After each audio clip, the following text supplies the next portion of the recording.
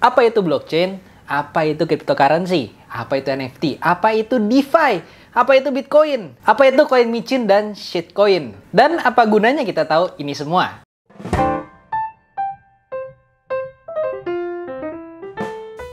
Halo semuanya, gue Mikael dan kali ini kita bakal ngomongin yang lagi banyak ngomongin orang, yaitu ya seputar Bitcoin, cryptocurrency, blockchain, NFT, DeFi. Dan kali ini gue bareng satu orang yang menurut gue cukup ahli pada bidangnya, karena dia ternyata bukan seorang analis cryptocurrency juga, tapi dia adalah seorang praktisi cryptocurrency. Dia bahkan bisa bikin koinnya, jadi nggak hanya sekedar analisa harga naik dan turun, dia bisa bikin koinnya, dia tahu programmingnya, jadi dia bisa memberikan insight-insight yang jauh lebih banyak kepada kita semua. Oke semuanya, kenalin, ini adalah yang namanya Kevin Jonathan. Oke Jo, coba deh lu kenalin diri dulu, misalnya lu kuliah di mana, kerja di mana, atau mungkin ada perusahaan sendiri, coba ya secara singkat. Perkenalkan, nama gue Kevin Jonathan atau biasanya disebut Kejo. Terus gue itu kuliah di salah satu kampus Mawar di Jakarta Barat. Terus gue lulusan 2017 sih, lulusan 2017. Banyak yang nggak tahu kalau gue lulusannya, gue masih muda sih sebenarnya gitu. Dan gue kelahiran 96 anyway. Dan terus gue kerja dari kuliah itu udah kerja programming gitu. Tapi gue bukan lulusan IT. Nah, jadi gue kerja dari kuliah sampai sekarang even gue masih kerja di kantor gitu. Cuman dari dulu gue kerjanya di startup teknologi. Gitu. Jadi gue udah pernah pengalaman ngebuat perusahaan juga beberapa kali, sampai di fundraise juga sudah gitu. Dan terakhir kali juga gue ngebuat startup juga sih kemarin gitu. Cuman kalau sekarang ya aktivitas gue kerja, terus juga nge-maintain Telegram group, dan kadang Instagram live, dan bikin konten TikTok sih untuk edukasi kripto gitu. Oke, Jo, jadi kalian lihat itu menarik banget profilnya. Dia sudah kenal cryptocurrency cukup lama dibandingin gue ya. Sebenarnya gue juga tahu baru sekitar setahun atau 2 tahun belakangan. Nah, Jo, bisa nggak sih lu ceritain dulu mungkin dari dasarnya kali ya, itu apa sih yang namanya dengan blockchain tuh apa, cryptocurrency itu apa, NFT, DeFi, shitcoin, koin micin. Mungkin dari yang dasar dulu ya, blockchain itu apa? Jadi sebenarnya cryptocurrency, NFT, shitcoin dan lain-lain itu dasarnya itu blockchain. Nah, blockchain itu pada dasarnya itu simple sih sebenarnya. Itu ada mungkin kita bisa bilang itu adalah tempat penyimpanan yang terdesentralized. Karena dia decentralized, di lain hal dia itu transparansi. Semua orang bisa mengakses dan melihat data transaksinya. Blockchain itu teknologinya cukup menarik sih. Jadi biasanya disebut ini sangat secure. Kenapa? Karena datanya itu nggak bakal bisa ubah. Atau biasanya disebut juga append only gitu loh. Jadi dia cuma bisa di-insert, tapi nggak bisa di-update dan delete.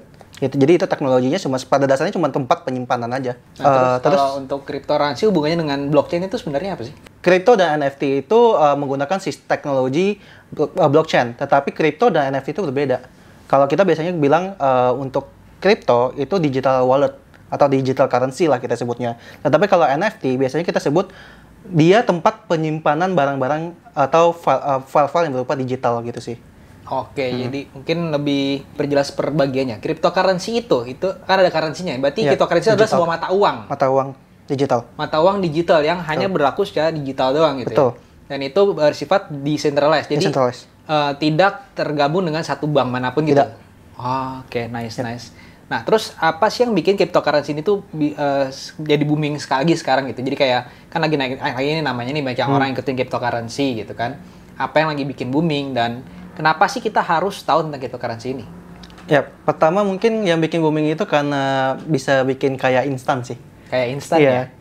Tapi sebenarnya yang poin yang paling penting itu di cryptocurrency itu teknologinya sih sebenarnya. Jadi beberapa perusahaan membuat sebuah teknologi, tapi mereka pingin membuat value-nya itu berupa dari digital currency. Ya anggap aja kayak saham ya.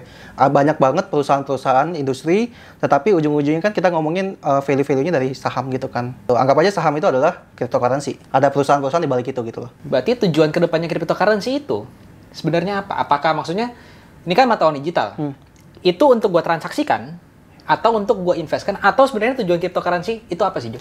Jadi tujuan cryptocurrency itu bertujuan untuk, biasanya untuk perusahaan-perusahaan sih, biasanya mereka punya produk, terus nanti produk-produknya itu disupport sama digital walletnya gitu. Sebenarnya kayak, anggap aja di beberapa perusahaan startup menggunakan digital wallet di Indonesia kan banyak banget kan. Misalnya berbagai perusahaan startup menggunakan satu digital wallet kayak gitu sih sebenarnya. Oke, jadi misalnya gue mendirikan perusahaan namanya Gadget Apa Corp misalnya. Terus gue bikin mata uang di situ. Jadi gue transaksinya pakai Gadget Apa token.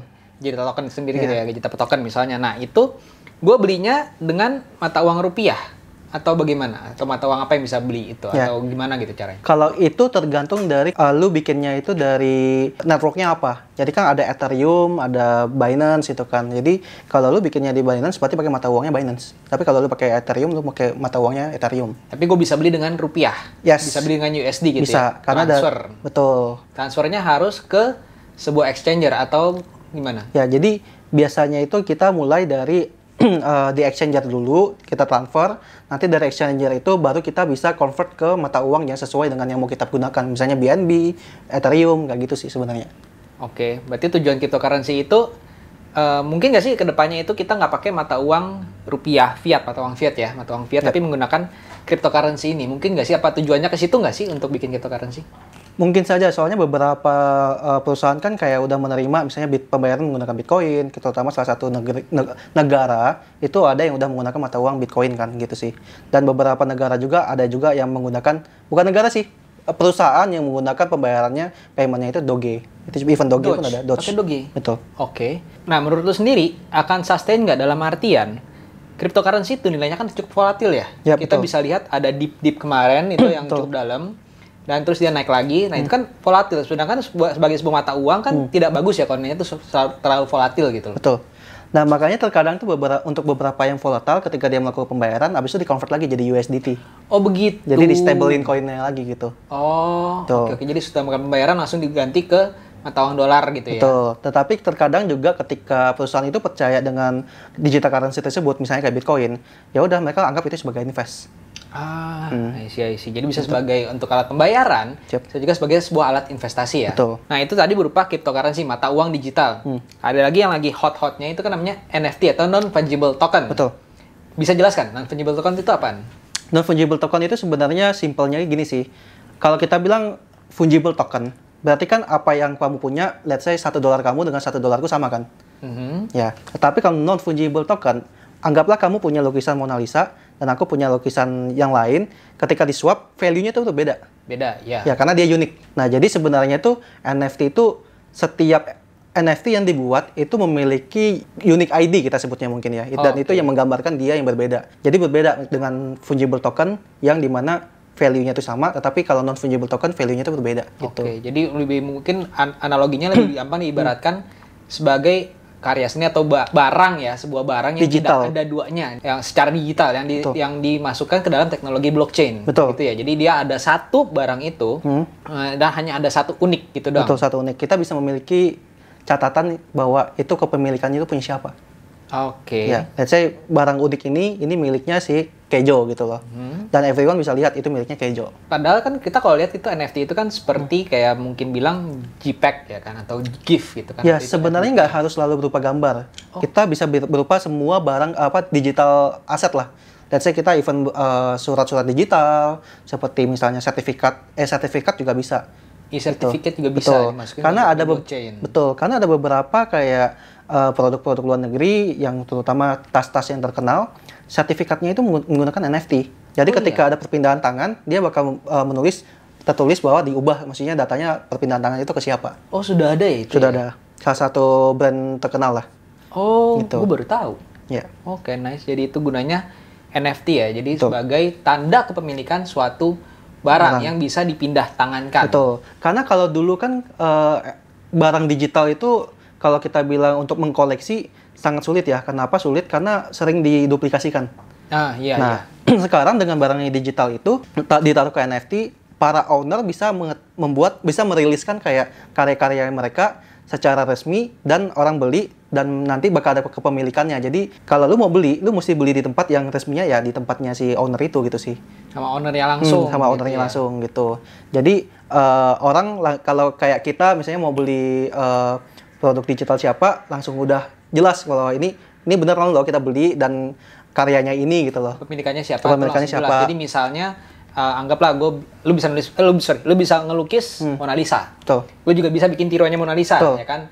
Tapi secara blockchain nggak akan terganti antara barang lu dan barang gua karena Alamatnya beda. Alamatnya beda. Dan yang publish-nya kan beda, tahu kan? Karena ada beberapa itu gini, kalau publisher yang resmi biasanya kan ada verified-nya gitu kan. Ada verified-nya juga, Ya. centang biru. Betul, centang biru. Tapi untuk beberapa platform sih gitu. Kayak misalnya OpenSea gitu kan.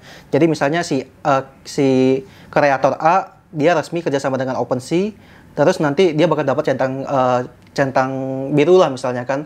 Jadi kalau kamu beli di sana, ada kepemilikanmu di sana, pasti nanti jadinya ya kamu orang-orang bakal tahu bahwa kamu beli barangnya memang asli. Tapi bisa aja misalnya si kreator lain atau yang mencoba mengkopikan karyanya si B, karena dia kreatornya nggak centang, palsu, dia membuat karyanya sama tapi kreatornya bukan yang resmi, ya ketahuan itu bukan punyanya dia gitu kan. Jadi nggak bisa diduplikasikan, percuma gitu.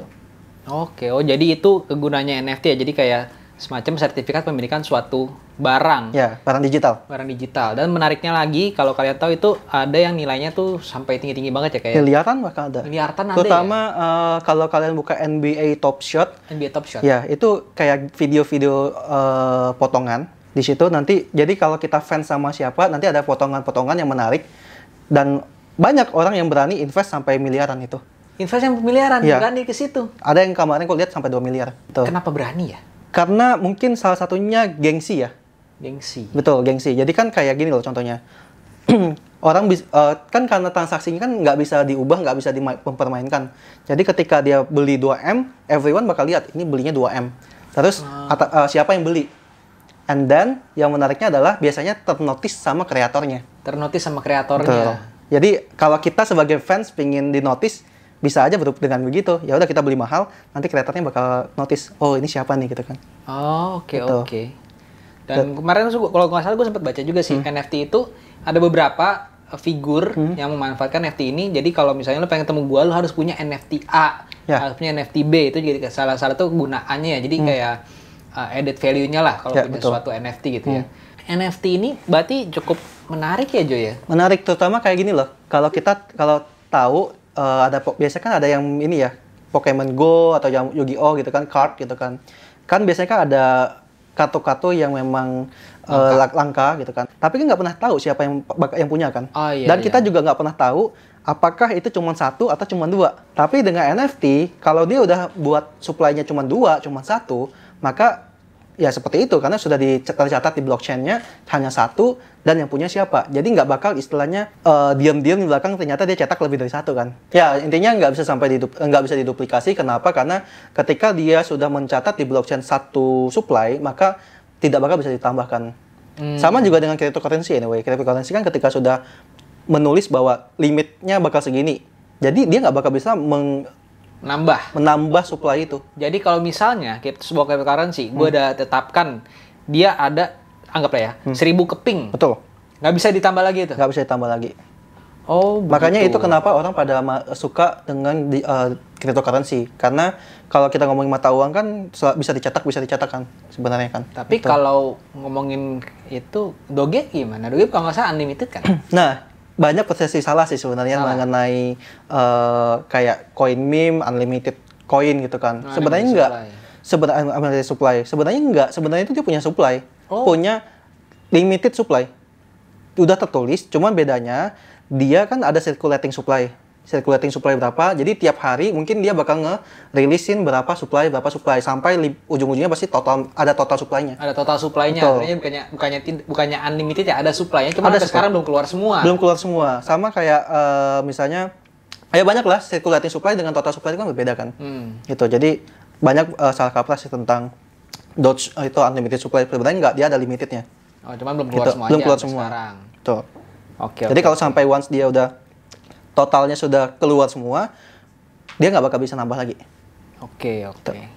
Nice. Jadi banyak banget ya pengetahuan yang baru kita dapat ya hari ini ya.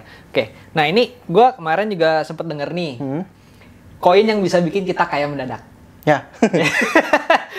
Koin yang bisa bikin kaya mendadak itu tentunya bisa sampai lebih bilang berapa? 1000%?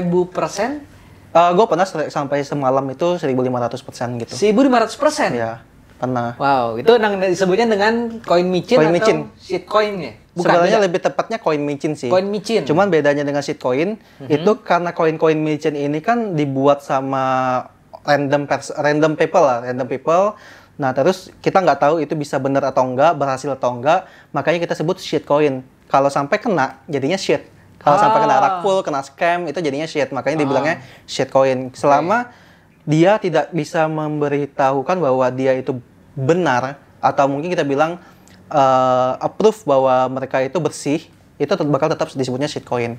Nah, tapi koin micin itu sebenarnya koin yang dimana bisa memberikan kamu cuan sampai ratusan persen lah.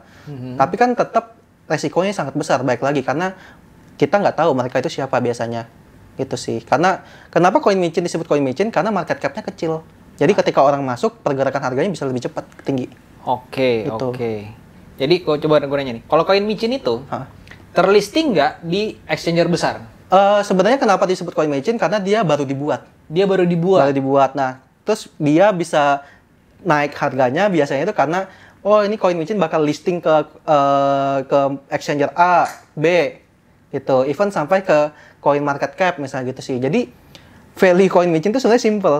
Setiap dia listing ke somewhere gitu kan, pasti dia bakal dapat ada kenaikan betul. Harga. Itu dan ya jadi seperti itu. Jika dia listing ke exchanger, biasanya sih dia value-nya bakal menambah sih, Bro. Bakal bertambah gitu ya. Tapi dengan catatan, koin micin ini sebenarnya yang baru dibuat kan, developernya bisa kita percaya atau bagaimana? Kalau koin micin kebanyakan kalau di koin micin tuh buat scam, kebanyakan scam sih. Kebanyakan scam. Selama pengalaman gua itu kalau ngomongin koin micin yang benar-benar jadi itu 1:10.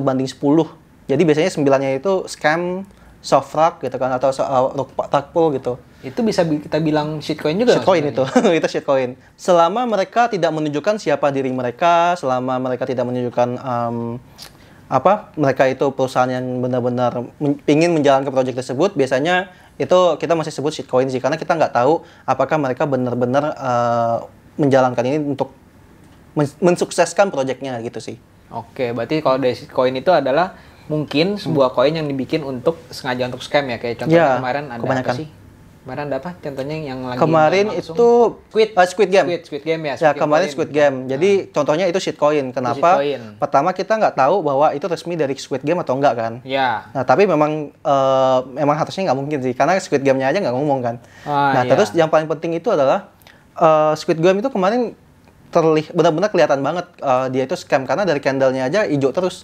Nggak ada turun-turunnya ya? Nggak ada turunnya. Biasanya kalau itu disebut honeypot kalau selama pengalaman gue di koin micin. Jadi orang bisa masuk tapi nggak bisa keluar. Yang bisa keluarin tuh nggak bisa jual lebih tepatnya. Bisa beli nggak bisa jual. Yang bisa jual sebenarnya nggak jual sih sebenarnya. Jadi liquidity-nya tuh ditarik sama dia. Jadi benar-benar liquidity pool-nya itu ditarik sama dia. Jadi udah hilang, habis turun.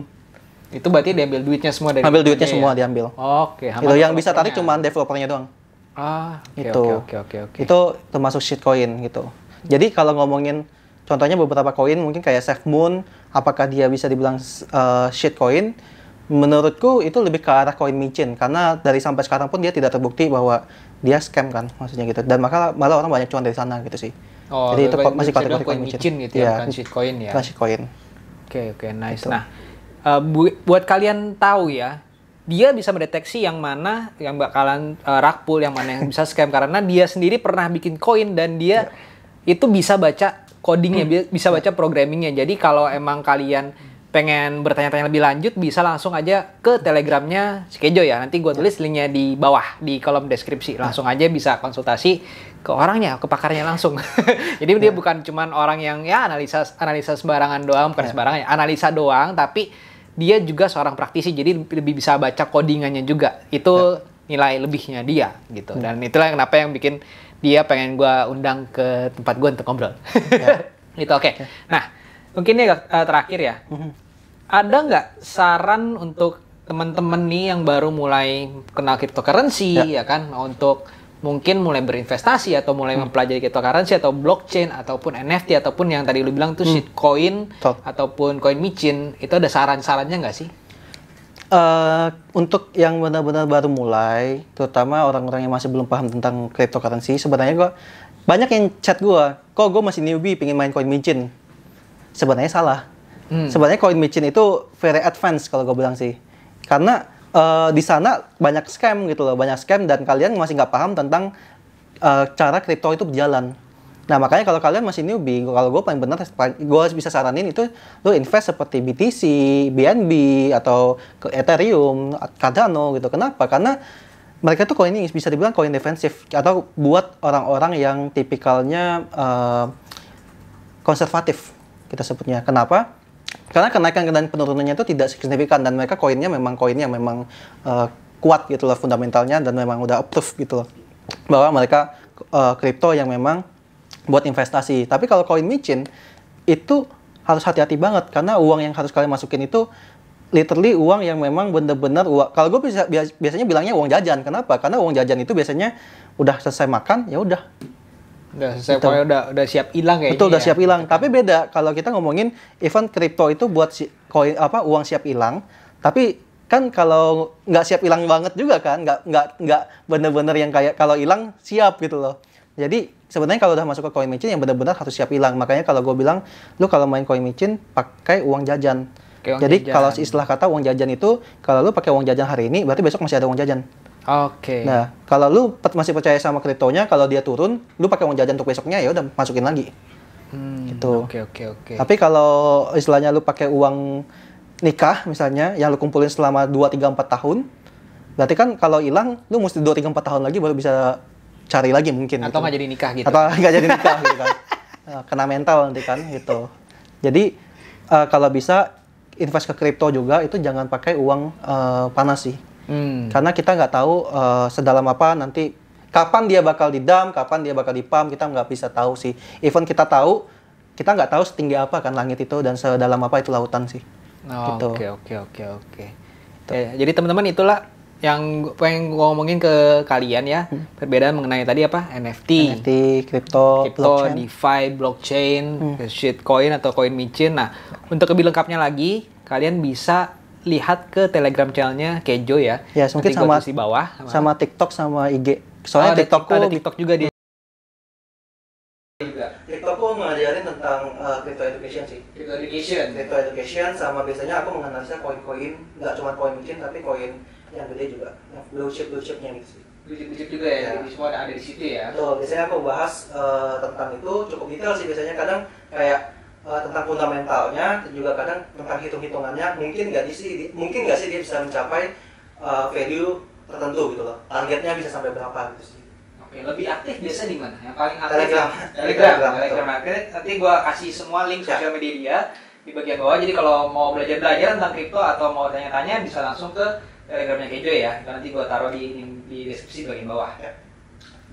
Lalu sekedar iseng sih, gue nanya, iseng doang nih ya. Berapa persen kenaikan terbesar yang lu dapet selama bermain di cryptocurrency? Kalau selama bermain di cryptocurrency mungkin bisa dibilang 2000% sih. 2000? 2000. Berarti naik sekitar 20 kali lipat. Betul. Wow. Tapi sebesar itu kan uangnya juga nggak sebesar itu gitu kan. Ya, kita ngomongin persenan doang. Betul. Karena sebenarnya di kripto itu bisa bahkan even more gitu. Cuman tinggal masalah ya maksudnya kalau koin micin udah pasti bisa, even bahkan sampai 5.000 sampai 100.000, 10.000 pun juga ada, 10.000 sampai 100.000 juga bisa. Even yang Squid Game kan sampai 100.000. Iya, Squid Game tinggi. Tapi nggak bisa ditarik. Nggak bisa ditarik gitu kan. Betul. Oh ya, oke. Nah, ini juga, itu kan gue ngomongin kayak micin ya. Seperti yang bilang, bisa naik tinggi, ya. bisa turun ke bawah. Bisa, literally uangnya nol. Nggak cuma turun doang. Berapa persen penurunan terbesar? 100%. Nah, karena bayangin, lu bisa untung 2000%, tapi sekali rugi, lu bisa sampai nol. Duit lu yang lu taruh di situ bisa sampai hilang. Itulah bahayanya koin micin ataupun shitcoin. Tapi, cryptocurrency ada nggak yang bisa di listing? Bisa, kalau sampai misalnya dia udah nggak dia kena kasus. Terus nggak bisa beroperasi lagi, ya itu biasanya di delisting. Bisa juga delisting ya, jadi ya gitu. Kalian harus hati-hati memilih cryptocurrency mana yang mau kalian masukin, karena ya tadi bisa dibilang bisa ada delistingnya, bisa bahaya juga, duit kamu bisa hilang sampai nol. Ya, yang hilang sampai nol itu kita sebutnya rug pull biasanya. Jadi gue pernah masukin uang sekian juta, dalam 5 menit langsung hilang. Jadi nol ya gue. Value-nya itu nol, koinnya masih ada. Ada tapi value-nya nol. Ya, sekian tahun, dan literally itu langsung hilang si developersnya langsung hilang juga. Developernya juga hilang semua. Itu koin micin. Makanya kemarin sempat terjadi kan yang ada salah satu koin micin yang grupnya hilang, dan karena pengalaman gua yang sering terjadi gitu, yang harus gua antisipasi karena itu masih ada kan, maksudnya masih bisa ditarik. Jadi yang gue lakukan ya gue tarik dulu gitu kan, kalau memang mereka hilangnya karena apa dan lain-lain, kalau masih percaya ya mungkin bisa di buyback sih gitu sih. Jadi kita kalau koin micin, maksudnya koin micin tetaplah koin micin, jadi kita nggak bisa perlakukan koin micin itu sama kayak blue chip, even kita lihat projectnya bagus. Gitu. Oke, gue rasa mungkin itu dulu yang mau gue share sekarang ini ya, karena mungkin udah cukup lama. Kalau kalian pengen tanya lebih lanjut, gue taruh semua link sosial medianya Kejo di kolom deskripsi di bagian bawah. Dan ya mungkin sampai sekarang itu dulu kali ya. Soalnya udah cukup lama. Terima kasih semuanya udah nonton. Jangan lupa untuk like, subscribe, dan komen. Kalau nanya langsung aja, bisa langsung ke Kejo. Komen gue juga bisa sih, cuman gue juga bingung jawabnya karena gue nggak ahli. So, mungkin komen di bawah kalau mau bahas apa lagi nextnya ya. Oh iya, bisa komen di bawah kalau mau bahas apa lagi nextnya, mungkin mengenai NFT atau teknologi-teknologi yang sekarang sedang ada, atau teknologi yang berhubungan dengan NFT atau cryptocurrency, karena sebenarnya setahu gue sekarang brand-brand itu sudah mulai masuk ke dalam cryptocurrency ya. Oke, gitu. Oke, dadah, sampai sini dulu, stay safe, stay healthy, dan sampai berjumpa di video berikutnya. Dah. Thank you.